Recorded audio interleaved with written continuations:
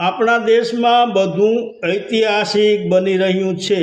કેન્દ્રનું બજેટ ઐતિહાસિક, રાજ્યનું બજેટ ઐતિહાસિક, પછી રોડ બનાવ્યા એ પણ ઐતિહાસિક, રોડ તૂટ્યા એ પણ ઐતિહાસિક, બ્રિજ બનાવ્યા પણ ઐતિહાસિક, બ્રિજ તૂટ્યા પણ ઐતિહાસિક, પેપર ફૂટ્યા પણ ઐતિહાસિક, અને રાજ્યમાં ધારાસભ્યોની સંખ્યા પણ ઐતિહાસિક, અને બીજા પક્ષમાંથી ધારાસભ્યો લાવવા એ પણ ઐતિહાસિક, બીજા પક્ષમાંથી ધારાસભ્યો તોડવા એ પણ ઐતિહાસિક, અને પેપર ફૂટવા પણ ઐતિહાસિક, દેશનું દેવું પણ ઐતિહાસિક, રાજ્યનું દેવું પણ ઐતિહાસિક। આ બધું ઐતિહાસિક ઐતિહાસિક ઐતિહાસિક બની રહ્યું છે।